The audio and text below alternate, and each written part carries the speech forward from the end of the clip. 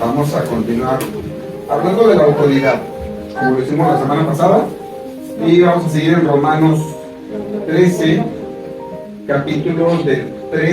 versículos del 3 al 7, es donde nos vamos a entrar hoy. Pero antes de entrar en materia, quiero preguntarles, nosotros como creyentes estamos capacitados, es decir, tenemos la capacidad y tenemos la posibilidad de hacer un juicio o una evaluación sobre el gobierno que está sobre nosotros.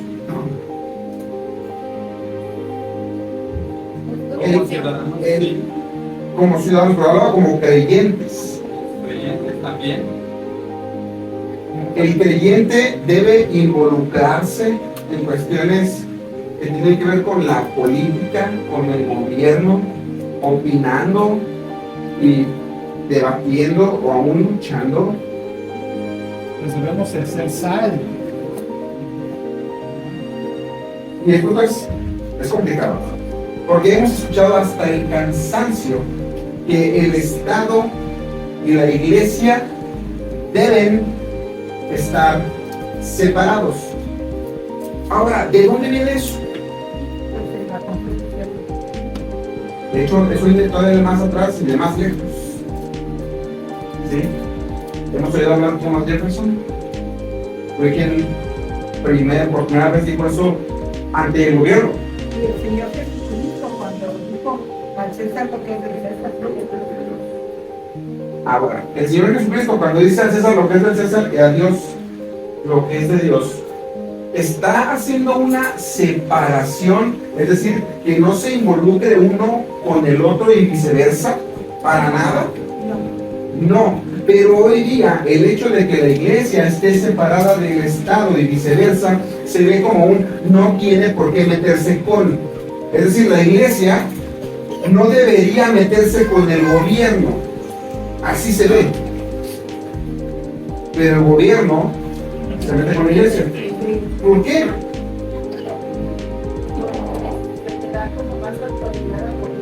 Es parte de la autoridad que tiene el gobierno para legislar y mantener el orden público. Por ello tiene que meterse con la iglesia. Ahora, el gobierno puede venir aquí a decirme qué es lo que debemos enseñar. ¿Por qué no? porque ya será poca autoridad. Porque La autoridad de Dios está sobre la autoridad suprema es la autoridad de Dios. Entonces el gobierno puede meterse, es decir, qué y cómo ve la relación que hay entre iglesia y Estado, la normalización y la legislación al respecto. Pero no puede meterse con lo que se enseña, porque en México tenemos libertad religiosa y libertad de expresión. Y eso no lo puede coartar porque sería algo anticonstitucional que se está trabajando al respecto. Pero vamos a llegar a eso un poquito más adelante. Ok, entonces sí podemos hacer una evaluación. ¿Qué parámetros podemos emplear para medir si un gobierno está haciendo su trabajo o no? Puede ser la inseguridad, puede ser la economía. Inseguridad, economía son de las principales. Puede ser las filosofías que permiten las escuelas. Muy bien. Vamos yéndonos por parte. Violencia en las calles o seguridad. Si hablamos, y por eso hablamos del INEGI, si hablamos haciendo una comparativa del sexenio de Felipe Calderón al sexenio actual, ¿qué percepción tenemos con respecto a la violencia, a las muertes violentas, a los homicidios en México? ¿Cuál es más violento? ¿Cuál fue más violento, el de Felipe Calderón o el de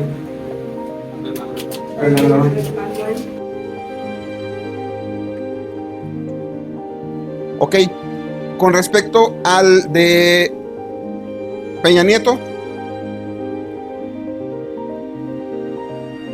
Ok, los números diarios de Felipe Calderón, no de él, sino en su sexenio, eran entre 84 y 90 asesinatos por día. Estamos hablando de cifras oficiales de una institución establecida, seria. Con Felipe Calderón eran de entre 85 y 90, 84 y 90 asesinatos por día en la nación. Con Enrique Peña Nieto estaba entre 85 y 93. Y en la actualidad estamos entre 94 y 100. Ahora, es mucho más.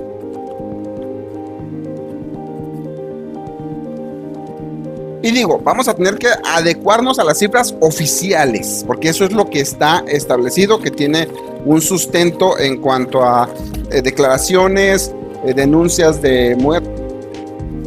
Y digo, eso ya es una cuestión aparte. Ahí estaríamos hablando de maquillaje de cifras, de corrupción, y ese es un tema distinto.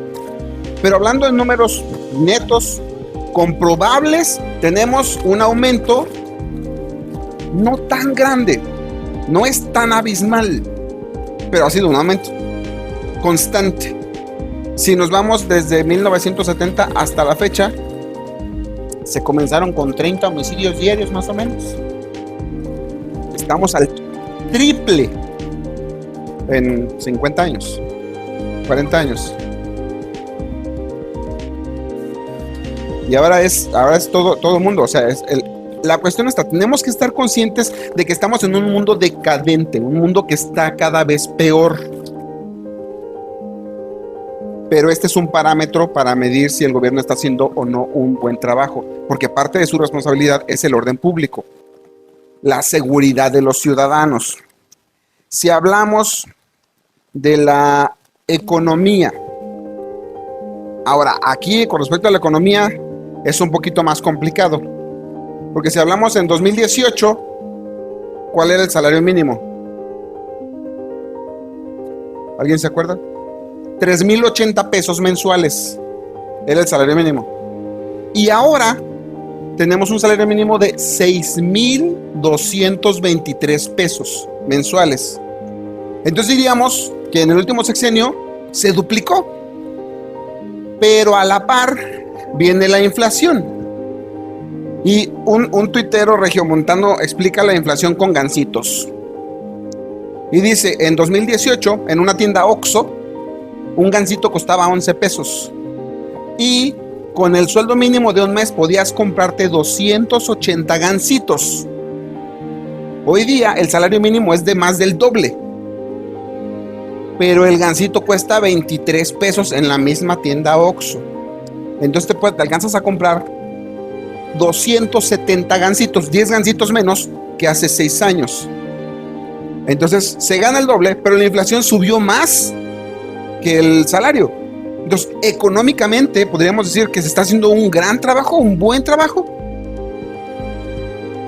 Ahora, quiero ser muy claro. Yo no estoy hablando en contra del presidente Andrés Manuel López Obrador. Estoy haciendo una tabla, estoy haciendo uso de números establecidos que cualquiera podemos encontrar en internet, y haciendo una comparación y haciendo una estimación de si se está haciendo o no un buen trabajo con respecto a las responsabilidades que tiene el gobierno.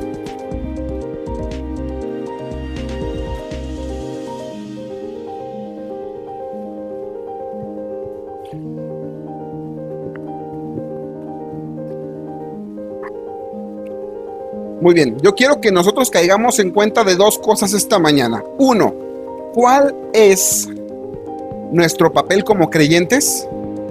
¿Y cuál es el papel de la autoridad como autoridad? Quiero que caigamos en estos dos y de ahí vamos a entender algunas otras cosas. Quiero que nos enfoquemos en esto para poder tener varios aprendizajes esta mañana y que podamos darnos cuenta cuál es nuestro papel frente a la política, el gobierno, los que dirigen el país. Y sabemos que cada gobierno tiene sus propios fines y sus propias maneras de hacer las cosas. Voy a ser muy enfático, no estoy hablando en contra ni de Andrés Manuel López Obrador, ni de Peña Nieto, ni de ningún otro presidente. Mi enfoque no es hablar mal de ellos, ni hablar bien de ellos en este momento. Es simplemente hacer un análisis. Y ahora que me diga, pastor, pero estamos en una iglesia cristiana, ¿qué estás haciendo metiéndote a la política y hablando de números y de muertos y de todo esto, no? Es parte de la responsabilidad que tenemos como creyentes. ¿Estamos o no estamos de acuerdo en cómo se están haciendo las cosas en nuestro país? ¿Cómo el gobierno está llevando a nuestro país y a dónde lo está llevando? Con respecto a las políticas, las reformas y todo lo que está ocurriendo en nuestro país, ¿estamos de acuerdo o no? Ahorita estamos sufriendo como país diferentes reformas que para muchos son vistas como beneficios y para otros son vistas como un daño terrible a la nación. Un verdadero conflicto. Por ejemplo, la reforma en el Poder Judicial, que ahorita está, hasta en el baño le jala uno y se oye reforma del Poder Judicial, ¿no? Por todos lados oímos la reforma judicial. Si hablamos de esta reforma en general, vamos a encontrar dos opiniones concretas contrarias.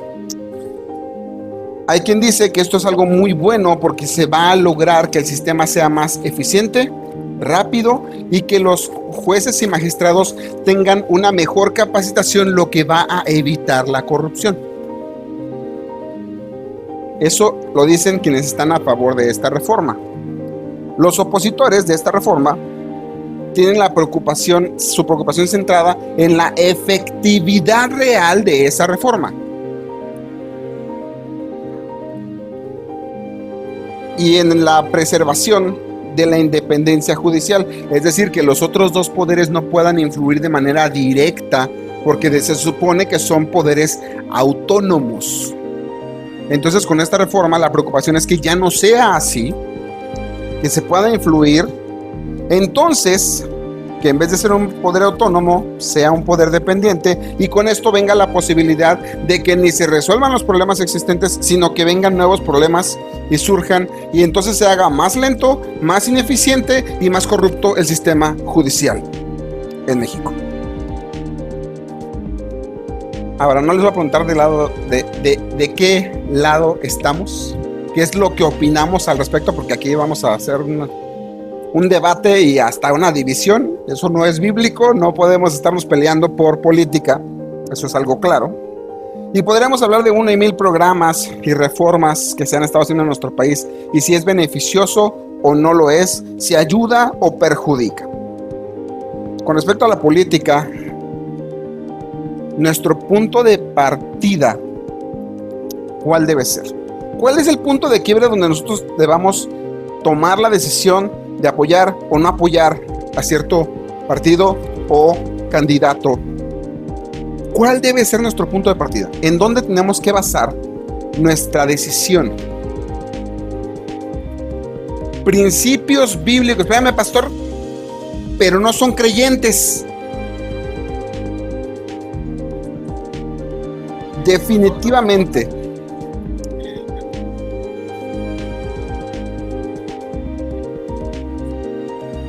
Ahorita vamos a llegar a ese punto precisamente. Como cristianos tenemos la obligación, necesidad y oportunidad de expresar nuestro voto para con algún partido o para con algún gobierno específico. Sí, tenemos tanto la obligación, necesidad y oportunidad de hacerlo. Lo tenemos. Ahora, no estoy diciendo que si no estoy de acuerdo con la manera de hacer las cosas de un político y de un partido político del gobierno, me voy a rebelar, me voy a levantar en armas, y no estoy incitando a la desobediencia civil a nadie en este momento específico. La semana pasada hablábamos de la autoridad. Y si el gobierno es nuestra autoridad, ¿cuál es nuestra obligación? Aquí escuché diferentes palabras. Escuché sujetarnos. Sujetarnos. La semana pasada hablamos de lo que es la sujeción. ¿La sujeción es una obediencia total y absoluta? No. Debemos sujetarnos hasta el punto en que el gobierno no se sujete a los principios bíblicos que Dios ha establecido. Esto implica que si el gobierno exige, demanda o prohíbe algo que vaya en contra de la voluntad de Dios, vamos a tener que obedecer a Dios antes que a el gobierno, antes que a los hombres. Como cristianos debemos conocer bien nuestro papel delante de la autoridad, de la política, del gobierno y todo lo que tiene que ver al respecto. Si hablamos de cuál es el punto decisivo, que es lo que comentaba hace un momento, ¿por quién voy a votar? ¿Cómo voy a actuar una vez que las elecciones determinen quién quedó en los puestos de autoridad? Porque muchas veces no queda quien nosotros queríamos que quedara. Bueno, uno, nuestro punto decisivo para ejercer nuestro voto no puede ser un beneficio personal. No puede ser un beneficio personal. Conozco gente que es contratista y que trabaja para el gobierno y que por ello votan por tal o cual gobierno, porque ya tienen ahí sus arreglos, y entonces voto por él porque si él queda yo sé que él me va a dar trabajo a mí. Eso es corrupción. Un creyente no debe votar por alguien por un beneficio personal. Dos, no puede ser un factor económico. Porque esto lo hemos oído y lo oímos hasta el cansancio en la guerra sucia previa a las elecciones. Es que si votas por fulano te van a quitar lo que este gobierno te dio, cuando no es ni así. Son programas que tienen sexenios trabajándose. Porque mucha gente dice, ¿ya fuiste por tu dinero de AMLO? Perdón, no es de AMLO. Es dinero del pueblo. Y no es un beneficio que él consiguió. Fueron programas que el PRI y el PAN también estaban trabajando, pero precisamente la oposición es quien no permitía que se diera. Y una vez que llegaron al poder, dieron su voto para que entonces parezca que ellos dan ese beneficio, cuando no es así. Ese beneficio es del pueblo, con dinero del pueblo. No puede ser un factor económico. No podemos determinar por quién voto si me va a dar dinero o no. No es algo coherente con nuestra fe en el Señor Jesucristo. Votar por alguien porque me va a dar un beneficio personal o un beneficio económico. Y tres, no puede ser alguien que esté abiertamente en contra de la voluntad de Dios, aunque parezca que va a traer muchos otros beneficios. Es decir, un punto decisivo para ejercer el voto a favor de alguien es que sea pro vida, por ejemplo. Si menciona el aborto como algo favorable, no es coherente que un creyente vote por esa persona. No es coherente, porque como creyentes sabemos lo que es correcto y lo que no. Quiero que vayamos por favor allá a Romanos 13, para entrar ya en materia. Romanos 13, 3 y 4, por favor.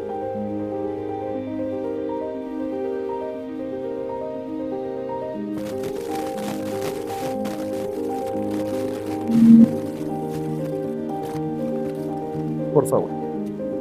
Porque los magistrados no están para infundir temor al que hace el bien, sino al malo. ¿Quieres, pues, no temer a la autoridad? Haz lo bueno y tendrás alabanza de ella, porque es servidor de Dios para tu bien. Pero si haces lo malo, teme, porque no en vano lleva la espada, pues es servidor de Dios, vengador para castigar al que hace lo malo. Muchas gracias. Aquí podemos observar la responsabilidad de el gobierno, y entre ellas está castigar el mal. Uno de los propósitos principales del gobierno es castigar al malo. Decimos que el robo en México se persigue por oficio. ¿Esto qué quiere decir? No necesita haber una demanda. Si el policía ve a alguien robando, lo agarra, lo mete a la cárcel y lo procesa, sin necesidad de que alguien lo demande. ¿Y por qué lo meten a la cárcel? Estaba robando y robar es malo. No solo el gobierno está para castigar el mal, sino para recompensar el bien. a quien hace lo bueno, de repente vemos héroes, ¿no? Un terremoto o algo, y ahí estuvo un cuate que estuvo 3 días completos sin ir a dormir a su casa y para salvar a otras personas. Y el gobierno lo reconoce y sale en la tele y le dan premios y lo cuidan y le dan una casa y le dan, sí. El gobierno está para castigar el mal y para recompensar a quien hace lo bueno. Por ende, nuestra responsabilidad es hacer el bien para no temer las represalias del gobierno, no temer a la autoridad. Es decir, que debemos cumplir con nuestras responsabilidades civiles, pagar nuestros impuestos, mostrar respeto y todo lo demás que conlleva el ser un buen ciudadano, un ciudadano ejemplar en nuestra ciudad, en nuestro país. Un buen ciudadano visto a la luz de las leyes del país donde vivimos, siempre y cuando éstas se adecúen a la voluntad de Dios expresa en su santa palabra. El versículo 4 nos dice que la autoridad es un servidor. Otras versiones usan la palabra ministro de Dios. ¿Saben cuál es la palabra que se traduce como ministro o servidor aquí? Es la misma que se traduce como diácono hablando del gobierno de la iglesia. La misma. Eso quiere decir que los gobernantes de nuestro país son diáconos o siervos o ministros de Dios. ¿Se nota? Muchas veces no. Muchas veces no. Y aunque ellos no lo sepan y aunque ellos no reconozcan a Dios, ellos son servidores de Dios para mantener el orden público aquí en la tierra. Dios hace uso de los gobernantes para mantener el orden público, castigar el mal y recompensar el bien aquí. Entonces la autoridad, el gobierno, no solo es alguien a quien Dios le permitió llegar ahí, es alguien a quien Dios puso ahí. Recordamos cuando Pilatos estaba quedando dar así su baño de autoridad, y ¿qué le dijo el Señor Jesucristo? Tú tienes autoridad porque te fue dada de arriba, y no está hablando del César. Tú tienes autoridad porque Dios te la dio, y era quien le iba a entregar a que lo mataran. ¿Era justo? ¿Era servidor de Dios? Sí, era servidor de Dios. Me lavo las manos y lo entrego, ¿no? O sea, tampoco era tan injusto porque fue algo, porque fue una acción. Él lo quiso liberar ¿cuántas veces? 2 veces. Es que yo no veo nada de malo en él. No, sí, mátalo. Yo no veo nada de malo en él. Y todavía les dijo, ¿saben que es temporada de liberar o no? ¿A quién libero? Estaba mostrando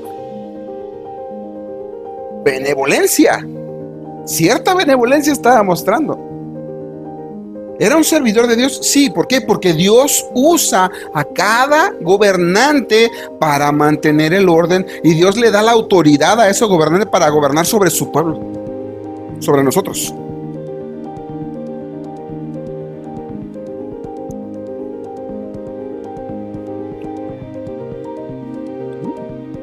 Tenemos un montón de ejemplos. Un montón de ejemplos en los que Dios usó gente impía, y hasta nuestros días nos da lecciones a través de gente inconversa y de gente a la que vemos como reprobada. Nos pone unas buenas cachetadas, ¿verdad? En este momento vamos a poder hablar nuevamente de la corrupción humana, de la inmoralidad, de la falta de personas creyentes en los puestos de gobierno. Porque es cierto, faltan. Cuando de repente escucho chavos cristianos, estoy estudiando ciencias políticas. Adelante.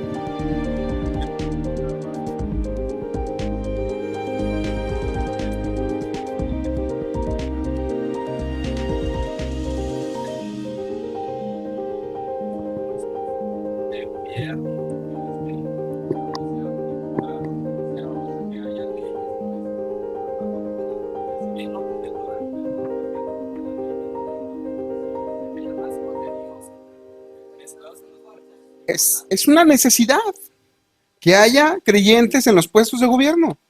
Es necesario, ¿sí?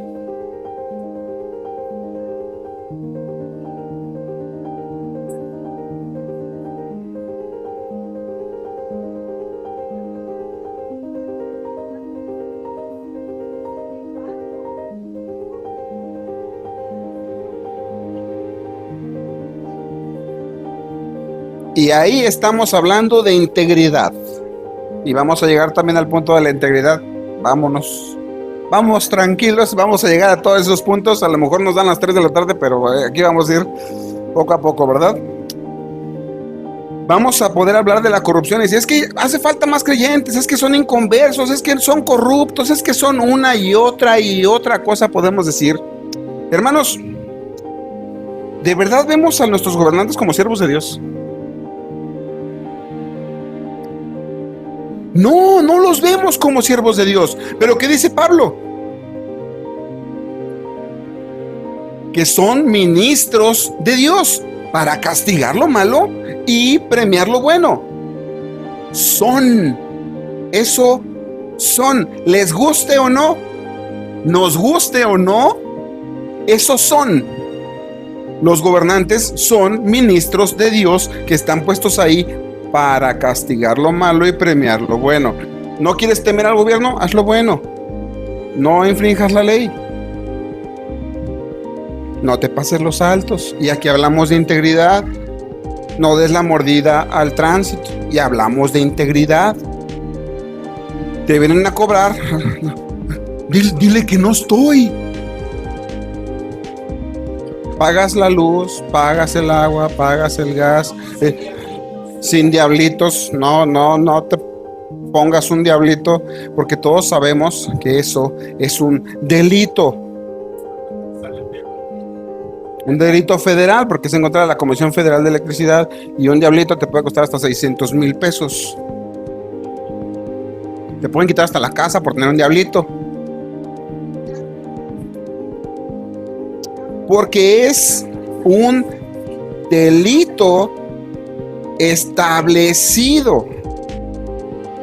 Y vaya, hay sus excepciones. Hay excepciones donde no hay un sistema todavía. El gobierno permite, pero Pati se refiere a aquí: yo pongo un puesto de tacos afuera de mi casa, me cuelgo de los cables para no gastar luz de mi casa y pago la luz de mi puesto con los cables de arriba. Así sea la primera vez que te cuelgas, o sea, después de 7 años. ¿No quieres temer eso? No lo hagas. Haz lo que te corresponde. Sé íntegro. Ok. Sacas permisos cuando construyas. Haz lo que tengas que hacer. Oye, que el permiso me va a costar. Por ejemplo, el permiso para aquí puede costar hasta 12,000 pesos. Para ampliar aquí. Pero la multa por no sacarlo puede costar hasta 60,000 pesos. Y una vez que esté construido, cuando llegue el predial van a decir: oye, espérate, aquí dice que son 90 metros cuadrados y está crecido. Entonces va a llegar la multa. No queremos temer la multa, pagamos el permiso. Ok. ¿Mande? La tenencia. Gracias a Dios que la tenencia ya casi, ya nomás un poquito los que llegan a pagar.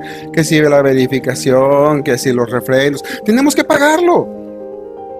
Tenemos que pagarlo porque está establecido por la ley. ¿Y a quién le gusta pagar impuestos? A mí no. A mí no. Cuando me llega el mensaje del contador, me dice: hermano, ya está aquí lo de los impuestos. A mí se me enfrían las patrullas y digo: otra vez. Pero si no los pago, es un problema serio. Entonces, no nos gusta, pero tenemos que hacerlo. No vemos a los gobernantes como siervos de Dios, pero es lo que son. Y como les decía hace rato, es posible que ni siquiera ellos se vean a sí mismos como tales, pero lo son en el sentido en que los funcionarios del gobierno, las funciones, del gobierno, son dictadas por Dios y no por los gobernantes. Todos, o la gran mayoría de los sistemas de gobierno, castigan el mal y premian el bien. Y si no premian el bien, al menos castigan el mal. ¿Por qué? ¿Quién les dijo eso? ¿Quién les dijo que lo malo está mal. La conciencia. ¿Y quién le dio la conciencia al ser humano? Dios nos dio la conciencia de saber lo que está bien y lo que está a mal. Desde Adán y Eva conocemos lo que es bueno y lo que es malo y la diferencia entre uno y otro. Y no estamos hablando solo de países con educación judeocristiana.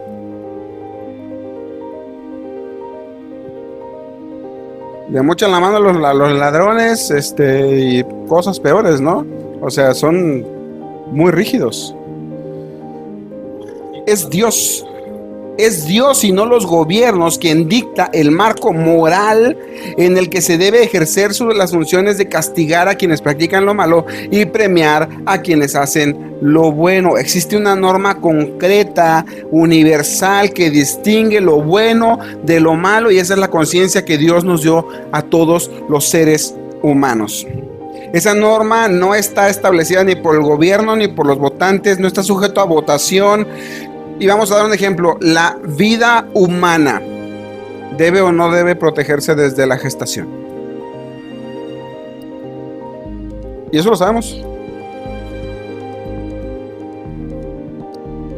Exactamente, ahorita también ya se está trabajando por la eutanasia. El punto es que Dios establece que el ser humano debe ser protegido, y más en sus etapas más vulnerables, cuando es un infante o cuando es una persona de la tercera edad, cuando está desvalido. Debe ser cuidado. La función del gobierno no es decidir lo que está bien y lo que está mal. De eso se encarga Dios. La función del gobierno es administrar la justicia acorde a las normas divinas sobre lo que es bueno y lo que es malo. Pastor, pero la mayoría de los gobernantes no son creyentes. Y entonces podríamos decir que no aplica a ellos lo que acabo de decir. Si habemos creyentes que no hacemos como deberíamos hacer. ¿Alguien puede leer, por favor, Romanos 2:14? Alguien que diga yo y le paso el micrófono. Romanos capítulo 2, versículo 14.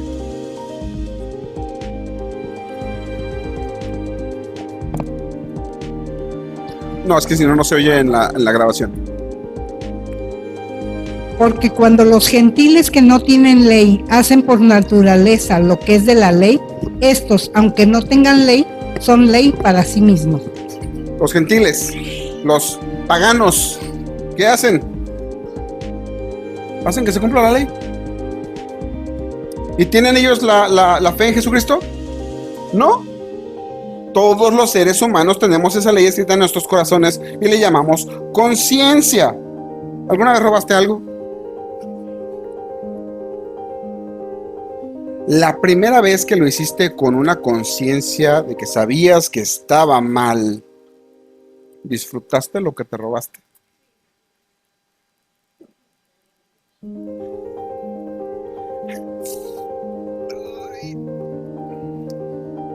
Supe de alguien que se robó un librito muy barato de una librería, cuyo padre había sido creyente y habían establecido reglas morales muy específicas.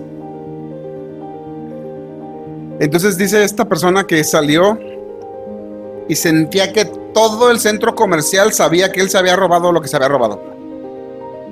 Fue tal el acuse de su conciencia que no pudo leer el librito y fue y lo regaló. Conoció una persona que robó una cantidad importante de dinero a la empresa donde trabajaba. La cuestión está que hizo un robo hormiga. Aunque no era tan hormiga, ¿verdad? Porque iba robando, iba tomando de a poco y de a poco y de a poco, y se le hizo una cuenta impagable.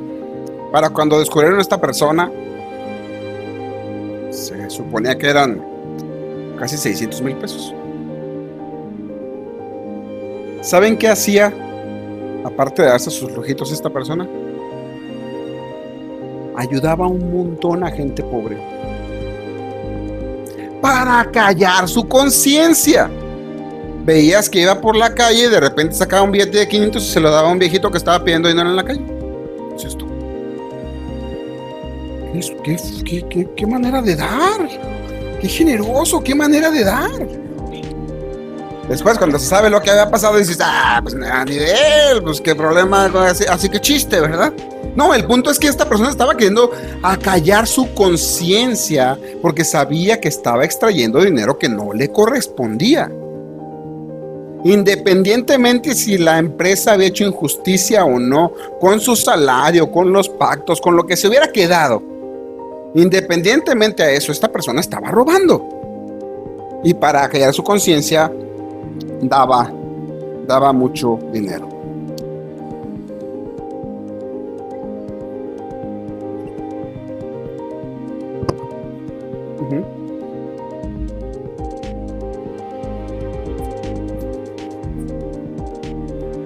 ¿Alguien leyó El corazón delator de Edgar Allan Poe? Es la historia de un hombre que asesinó a su tío y lo enterró en las tablas de abajo de su cabaña. Y les cuento el final. Entonces viene la policía porque alguien escuchó un grito. Viene la policía, los pasa, se sienta en la sala con ellos a platicar. Están súper a gusto. Él está quitadísimo de la pena, platicando con los policías, diciendo que el tío se había ido y que no sé qué. Y pues le creyeron todo. Y él empezó a escuchar el corazón del tío debajo de las tablas. Tuc, tuc, tuc, tuc, tuc, tuc, tuc, tuc, tuc, tuc. Y fue tanto que terminó, ya que se iba, la policía gritó: ¡sí, yo lo maté! Está enterrado ahí. ¿Por qué Edgar Allan Poe escribió eso? Porque él conocía lo que es que tu conciencia te acuse. Es algo que ocurre en nuestros días. El corazón delator de Edgar Allan Poe.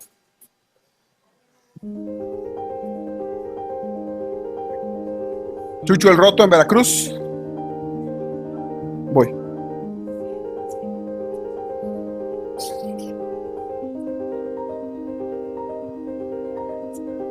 El gobierno está para castigar lo malo. No importa que quien hizo uso del robo ayudara a otras personas. Eso no fue bueno. Ayudó a otros, pero con dinero que ni era de él.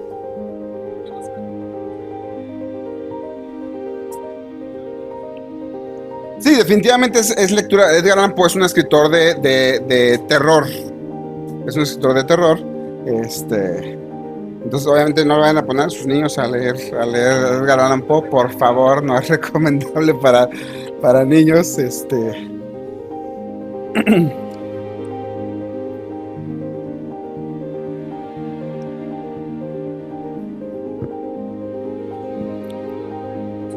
Cuando nuestros hijos estén leyendo lo que estén leyendo, es necesario que estemos al pendiente y que sepamos y que hayamos leído completo lo que están leyendo ahora nuestros hijos. Volvemos al punto de manera natural podemos darnos cuenta que alguien está haciendo algo malo o que nosotros estamos haciendo algo malo. Esta es la razón por la cual los gobernantes, aunque no sean creyentes, pueden ejercer la ley sobre los buenos y los malos. Y podemos darnos cuenta de que no todos los pecados son castigados por el gobierno. Eso es cierto, no todos los pecados son castigados por el gobierno, pero la mayoría de las veces que el gobierno está castigando a alguien, hay un pecado detrás. Ahí sí. Siempre y cuando los legisladores no estén en una completa oposición en contra de Dios, tenemos que sujetarnos. Ahora bien, ¿qué ocurre si se crean leyes con un pensamiento completamente secular? Es decir, con una perspectiva de que Dios no existe. ¿Qué ocurre cuando comienzan a buscarse y aprobarse leyes que van a comenzar a llamar a lo malo bueno y a lo bueno malo? Que en nuestro México lindo y querido ya está. Un ejemplo, el aborto en México. ¿Es legal? Y aquí empezamos a debatir. La cuestión está que en septiembre del 2021, en el actual gobierno, se despenalizó el aborto y se declaró inconstitucional la criminalización del aborto voluntario en normativa federal, aunque la legalización y armonización depende de cada entidad federativa. Por dar dos ejemplos, Baja California está permitido a petición, el aborto a petición, con un límite gestacional en las primeras 17 semanas, es decir, hasta los 4 meses. La persona puede pedirlo, se le practica el aborto y esto no lo pueden criminalizar ni penalizar en Baja California. Los médicos están obligados a practicar el aborto porque la persona voluntariamente lo está pidiendo hasta las 17 semanas. A un ladito de con ellos está Sonora. En Sonora se encuentra restringido, salvo por casos de riesgo para la vida de la mujer, riesgo para la salud de la mujer o por causa de violación. Y es una normativa muy diferente. Ahora, ¿qué opinión tenemos los creyentes con respecto al aborto? ¿O cuál debería ser nuestra opinión con respecto al aborto?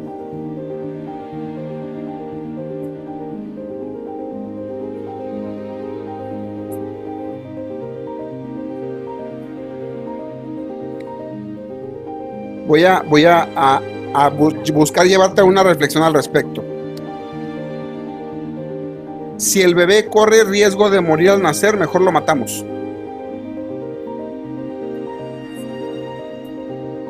Porque es lo que se está sosteniendo en la declaración. Si el bebé corre riesgo de morir, entonces sí que se pueda practicar el aborto. O sea, tiene posibilidad de nacer y estar bien, aunque sea mínima. Pero como es muy mínima, de mejor decidimos matarlo. Y tenemos que decir las cosas como son. El aborto es un asesinato. Y estamos en un tiempo en el que a un puñado de bacterias en Marte se le llaman vida, pero a un bebé con 17 semanas de gestación, que ya está completo, se le llama producto, se le llama células. Sin importar el estado en México, desde el 2023 la Suprema Corte de Justicia de la Nación facilitó la impugnación constitucional de cualquier ley que penalice el aborto consentido por medio del amparo. ¿Esto qué quiere decir? Que en cualquier estado de la República Mexicana una mujer embarazada puede ampararse y abortar. Y nadie la puede meter a la cárcel por asesinato porque ella está respaldada por la Constitución de México.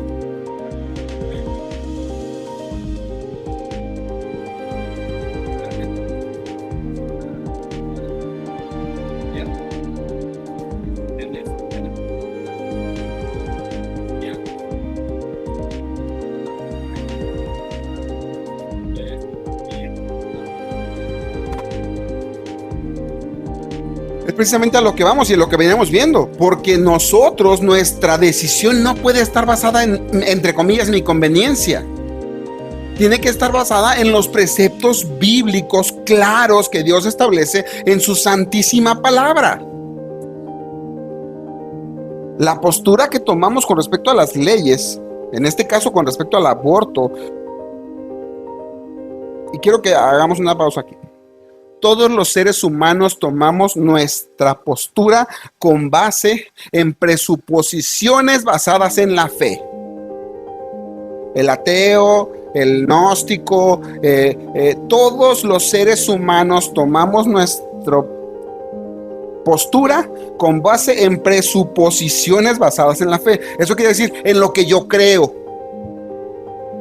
El ateo toma la decisión de abortar porque él cree que Dios no existe. Y como cree que Dios no existe, decide votar a favor del aborto. Ahora, hay algo importante en lo que acaba de decir nuestro hermano. Si nosotros votamos por un partido que apoya el aborto, la ideología de género y todo esto demás, estamos colaborando para que eso ocurra en nuestro país. Así de grave y así de importante es por quién votamos o no lo hacemos.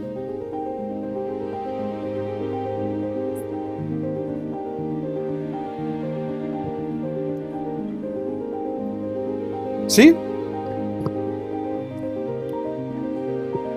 Así es. En Jalisco está gravemente penado el maltrato animal, pero matar a un bebé en el vientre de su madre es algo que está, si te amparas, está permitido. Quien defiende el aborto lo hace con la presuposición de que el feto humano, perdón, de que el feto no es un humano. Voy a repetir esto. Quien apoya el aborto lo hace con la presuposición de que el feto no es un humano. Esto en contra de toda evidencia científica. Digamos, si una mujer sufre un aborto espontáneo a las 3 semanas de gestación y se analiza lo que expulsa su cuerpo, ¿qué vamos a encontrar? Tejidos. Al analizar los tejidos, ¿qué vamos a encontrar? ADN. Tal vez a las 3 semanas no hay órganos completos, no hay una forma que digas, si tú ves un feto de un bebé humano y un feto de un delfín, los primeros meses son igualitos. Igualitos. De un cerdo igual. El punto es que si analizamos el ADN de esas células, como ellos les llaman, vamos a encontrar ADN humano. Y no va a ser un ADN 100% compatible con el de la mamá. Independiente, vamos a encontrar que es 50% igual al de la madre y 50% igual al del padre. Esto define a ese ser como un ser humano único. No es su mamá, no es su papá, no es el cuerpo, no es parte del cuerpo de la mamá, no es una célula de su cuerpo, es una vida nueva que se estaba formando. Y aquí hablé de un aborto espontáneo, ¿verdad? No de un aborto inducido o provocado. Quien defiende el aborto es alguien deshonesto, intelectualmente, porque tratan de engañarse a sí mismos, deshumanizando a una minoría indefensa.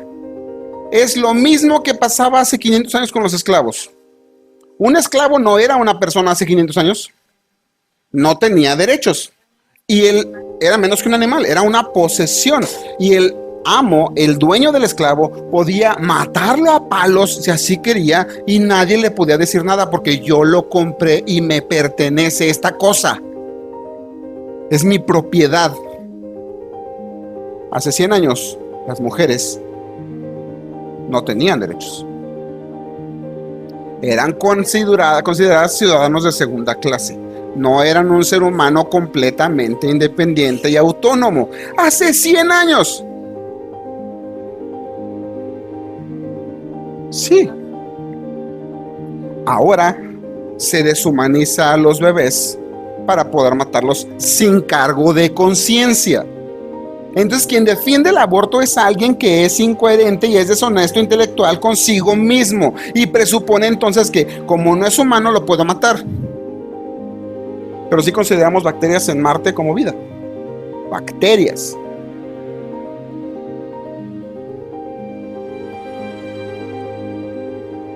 Esto mismo pasa con la ideología de género. Quienes defienden esta ideología presuponen que es mejor tratar a las personas con base en sus sentimientos, no con base a lo que dicta su ADN. Por ello, hoy en día, vemos en redes sociales, no sé si ya les tocó ver, rediles llenos de humanos vestidos de ovejas, mascando heno, disfrazados de ovejas y caminando encorvados como si fueran ovejas, balando. Los que se creen gatos. Ahora mi pregunta es, si un transespecie, como ellos le llaman, que es una oveja desde su perspectiva, va al cerro y allá tiene un accidente y se muere, y a los 15 años lo encuentran, mandan traer al médico forense. El médico forense va a decir, bueno, pues este era un transespecie, era un ovejo macho que se identificaba como una oveja hembra. Pero venía vestido de gato. No, el forense va a decir, era un masculino de 35 años que murió a causa de un golpe en la cabeza. Si encuentran a una transespecie mujer que se cree gato y que se murió al querer brincar de una azotea a la otra, cuando le hagan los análisis de ADN van a decir, era una femenina de 25 años. Que seguramente estaba en una fiesta de disfraces porque estaba vestida de gato.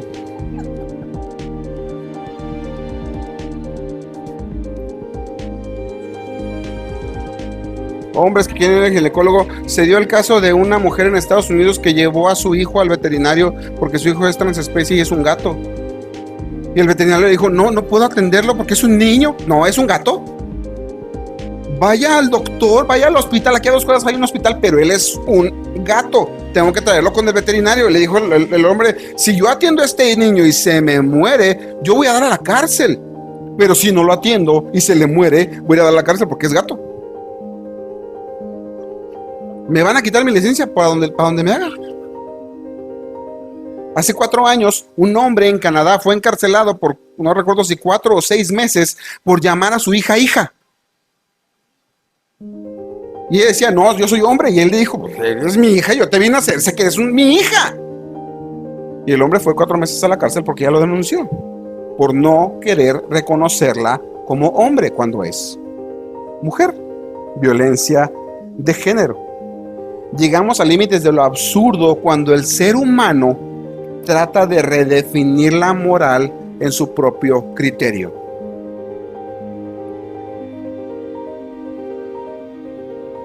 Un gato no paga impuestos, un perro no paga impuestos. Al rato que el dueño de la Bimbo salga con que es un árbol y no les quiera pagar los millones que tiene que pagar de impuestos, a ver cómo se pone el gobierno, ¿verdad?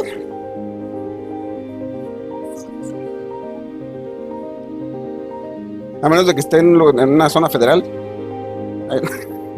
Ya no tiene que hacer el pago de piso, ¿verdad? Y volvemos al punto en que todos partimos de presuposiciones basadas en la fe, ya que no existe manera alguna de comprobar que la identidad es definida por las emociones. No hay ningún método científico que ayude a comprobar que yo me puedo autodefinir con base en mis emociones. Porque hoy puedo ser un gato, mañana puedo ser un perro, pasado mañana una retroexcavadora y tal vez un extraterrestre.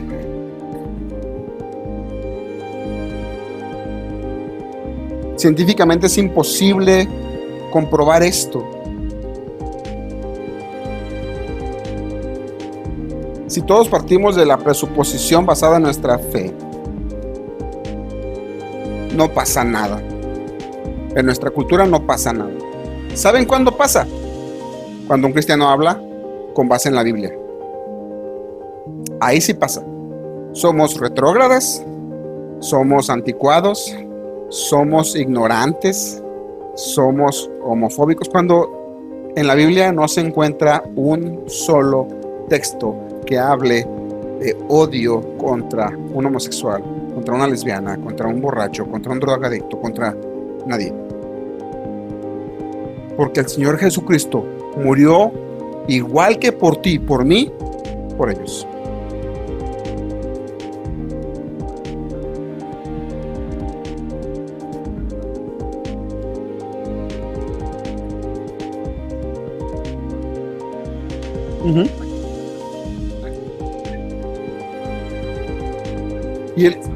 Y el punto es que Pablo en Romanos 12 nos dice, no se adapten a este mundo, sino renueven su mente, renovar el entendimiento para no adecuarnos al mundo y entonces conocerla, cuál es la voluntad de Dios, qué es lo bueno, qué es lo agradable o aceptable y qué es perfecto.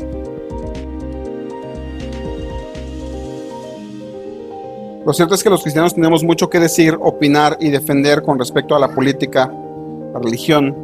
Tenemos tanto el derecho porque en México conservamos nuestro derecho de libertad de culto y libertad de expresión. Y algo que tenemos que reconocer es que el gobierno es parte de la gracia común de Dios.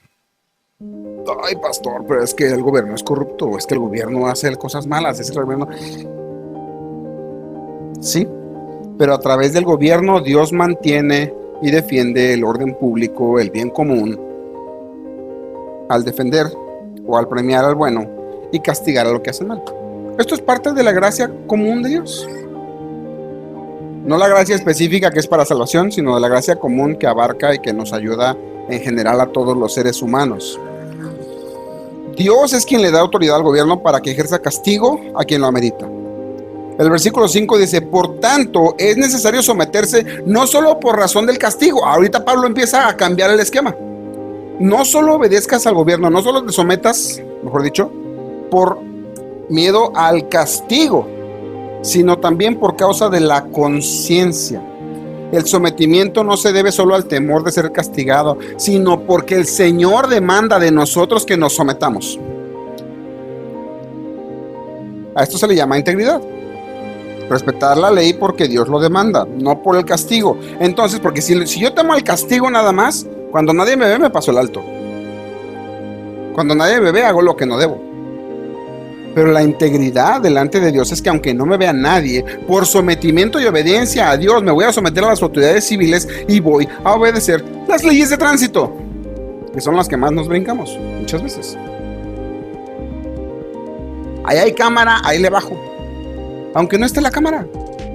El límite establecido lo conocemos y está en platitos por todas las avenidas. Sabemos 30, 60, 80 y ya en la carretera ahí sí sube hasta 110. Esto es integridad. Dios demanda que nos sometamos no solo por el castigo, sino por la conciencia nuestra. Entonces vamos a sujetarnos no porque el gobierno es quien es el gobierno, sino porque Cristo es el Señor Dios Todopoderoso y Él es quien demanda de nosotros. Esto nos da la única pauta para la desobediencia civil, como lo vimos la semana pasada. Si la ley en México llega a prohibir la predicación del evangelio, de las diferentes verdades bíblicas en cuanto a la vida cotidiana, la sexualidad, la identidad, lo que es bueno y lo que es malo, entonces tengo que vivir en desacato.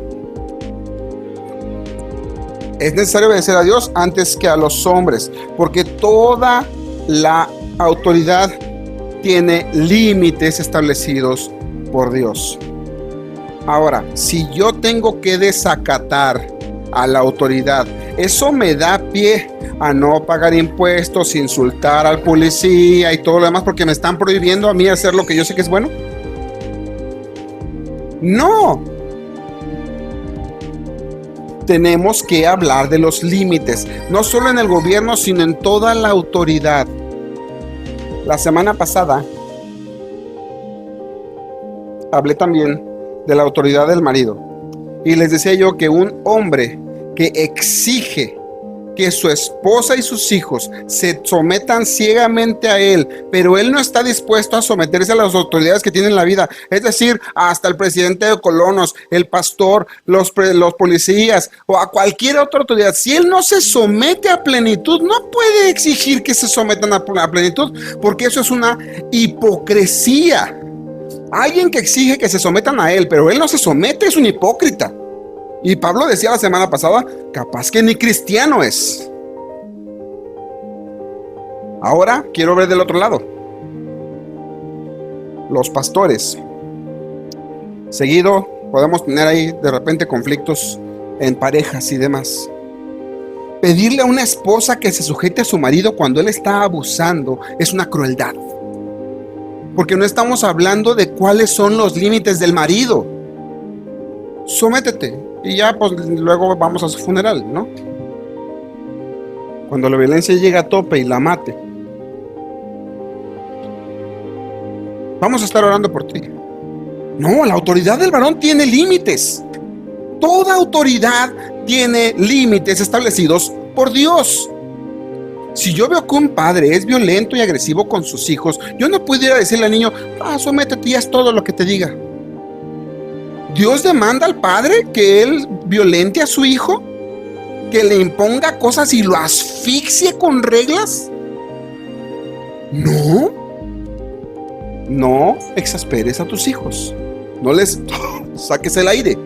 Es el significado más literal de exasperar. No.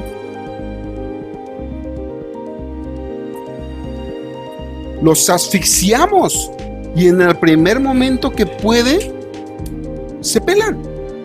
Ay, es que mi hijo no quiere. Y el punto es, llega el momento en el que los seres humanos tomamos nuestras decisiones, pero la autoridad de un padre sobre sus hijos tiene límites.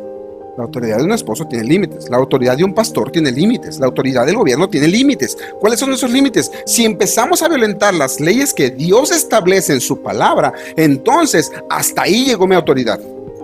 Y entonces a la persona se le dice, tienes que salir de ahí. David Ormachea, que es, podríamos decir, un experto en formación familiar cristiana, dice, tengo la bendición de haber separado infinidad de parejas y de haber sacado hijos de sus casas en infinidad de ocasiones. En familias cristianas.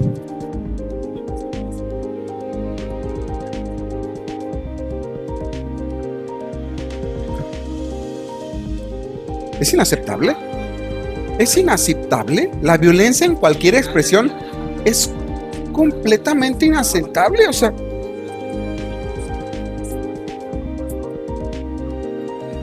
pues le caemos en sí, claro. Y están las patrullas moradas, le hablas por casos de violencia familiar, llegan y se lo llevan. Porque esa persona es un hipócrita. Porque es alguien que exige que se sometan a su autoridad, pero no está dispuesto a someterse a la autoridad. Es alguien que está abusando y no está dispuesto a someterse a la autoridad.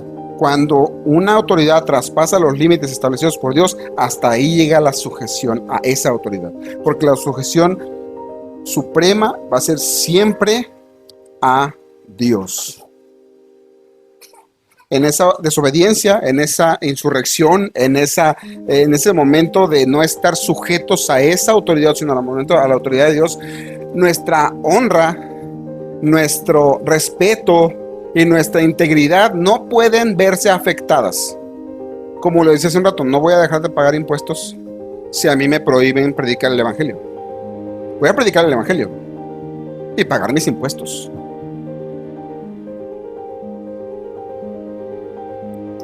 Y dice el versículo 6 y 7, pues por esto también ustedes pagan impuestos, porque los gobernantes son sirvientes de Dios dedicados precisamente a esto. Y el 7, paguen a todo lo que deban, al que impuesto, al que tributo, al que temor, al que honor. La autoridad va a darle cuentas a Dios de la autoridad que recibió. Y lo que hizo con esa autoridad, Él lo va a demandar. Si el gobernante robó, si el gobernante hizo un mal uso de los impuestos para comprarse una casa en Vallarreal o en Puerta de Hierro, o para irse a viajar por el mundo, ellos van a dar cuentas de lo que hicieron con la responsabilidad, con la autoridad que Dios les dio. El hecho de que el gobierno se extralimite no me exime a mí de cumplir. El hecho de que mi autoridad abuse no me exime a mí de sujetarme, de respetar, Yo conozco mis responsabilidades. Y por ejemplo, ahorita ya está un adoctrinamiento de ideología de género en nuestras escuelas públicas. Si agarras un libro y lo ojeas en lenguajes diversos, ahí nos vamos a encontrar lecturas que hablan de que Juanita y Marta estaban trabajando juntas porque ellas eran una familia. Así, abiertamente. Se están adoctrinando, se están metiendo con nuestros hijos. Mi responsabilidad al respecto no es dejar de pagar impuestos, ofender a quienes están infiltrando ese tipo de doctrinas a la escuela en todo el país. Mi responsabilidad es defender a la familia y la sexualidad como Dios la estableció, y yo voy a dar cuentas de lo que yo decidí hacer, y el gobierno dará cuentas de lo que él decidió hacer. No podemos andar por ahí ofendiendo, incitando a la insubordinación en redes sociales, hablando mal del gobierno, o peor aún, peleándonos con otros creyentes por una opinión política en las redes sociales. Hay algo que al parecer no nos queda claro. Cuando peleamos cuestiones políticas o cuestiones religiosas en redes sociales, el nombre que se ensucia es el de Cristo. Si yo no estoy de acuerdo con una predicación de Dante Gebel, no lo veo. No tengo por qué ponerme a querer discutir con Dante Gebel en redes sociales. Hay un cuate que me sale seguido ahí en YouTube que habla y dice los falsos pastores, y habla de Miguel Núñez, Sugel Michelén, y dices tú, perdón, ¿quién eres? ¿Cómo dijiste que te llamas? Y el punto está que yo no dudo que esa persona sea un creyente, pero es un creyente que está haciendo un mal uso del poder que tiene al influir en otros y está provocando división en la Iglesia Universal de Cristo y está contrapunteando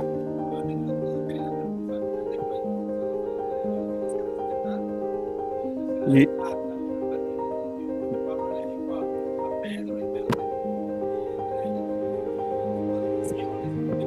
ahora sí hubo conflictos severos, hubo una discusión no pequeña, dice Pablo, o cuando Juan Marcos no quiso ir, inútil, no me sirve.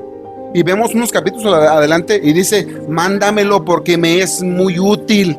Ahora, ¿Pablo era fluctuante, inmaduro? No, simplemente en ese momento tuvieron una diferencia de opinión y de visión. Y entonces el Señor se llevó a Juan Marcos a un lugar y se llevó a Pablo a otro.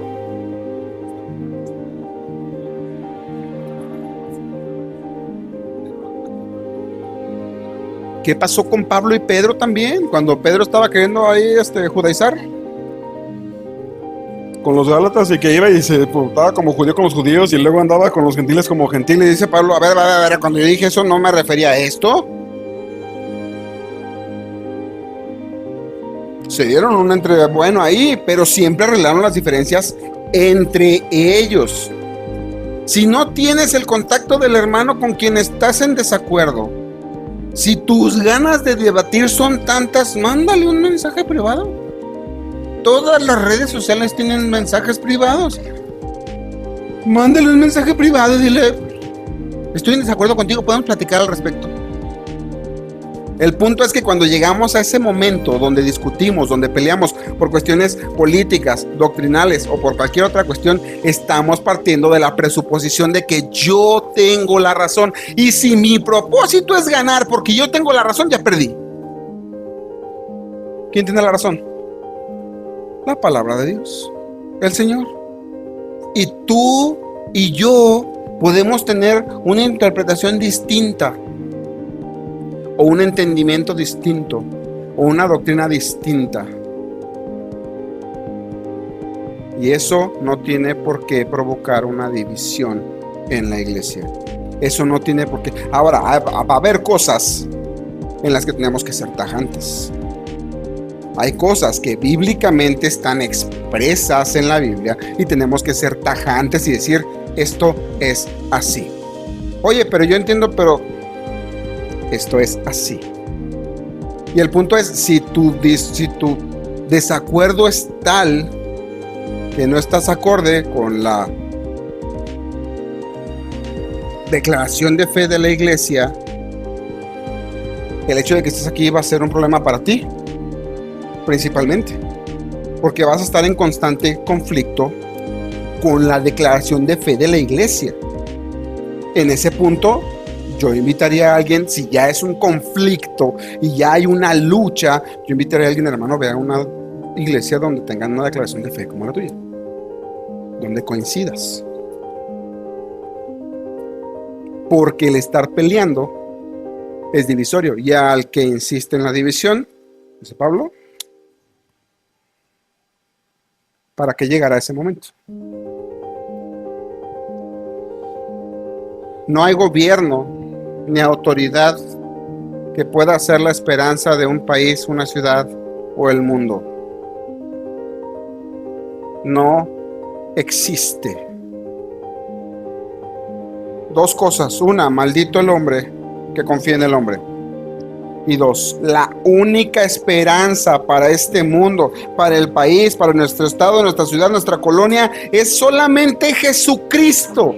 Es el único que puede hacer un cambio en las personas. Ni la política, ni las leyes civiles no pueden provocar un cambio en las personas. Únicamente Jesucristo, acercándonos en arrepentimiento y fe. Solamente Él puede cambiar nuestra vida, nuestra mente y darnos una nueva manera de ver todas las cosas. No hay nadie fuera de Cristo. Estamos en manos de Dios y no del gobierno. Si el gobierno está abusando de su autoridad y oprimiendo a los creyentes, podemos tener descanso en que no dependemos de ellos. Dependemos de Dios. Y no podemos quedarnos o tratar de obligar a otros a cambiar, hablando de que no hay nadie que cambie sin el Espíritu Santo a través de la obra de Jesucristo. La religión nos va a decir que Dios nos va a amar si nosotros somos santos. Y muchas veces en iglesias cristianas se enseña religión. Tú tienes que ser santo, tienes que dejar tu idolatría, tu borrachera, tu drogadicción, tú tienes que dejar todo para que entonces Dios te acepte y te ame. El Evangelio dice que Dios nos va a hacer santos porque nos ama. Yo te voy a hacer santo a través de mi Hijo. Si tú vienes en honestidad y en arrepentimiento y fe, yo te voy a santificar delante de mí y te voy a dar las armas para que puedas sujetarte a tus autoridades y ser una autoridad como yo lo demando. Vamos a orar. Padre Celestial, gracias por tu palabra, gracias porque podemos voltear a ella y tener tanto, Señor, tantas armas, tanta explicación y entendimiento de cosas tan cotidianas, tan humanas, pero a la vez tan divinas, Señor, porque tú has sido claro en tu palabra y nos das pautas para poder vivir como tú lo quieres, en sumisión a la autoridad, pero sobre todo en sujeción a ti, Padre Celestial. Solamente a ti debemos obedecerte de una manera absoluta. Ayúdanos a poder ser obedientes, danos la valentía para negarnos a nosotros mismos, sujetarnos a ti y entonces tanto ser subordinados como autoridad de la manera en que tú quieres que lo seamos, Padre Celestial. Gracias por esta tu iglesia y la misma que te ama te dice amén y amén.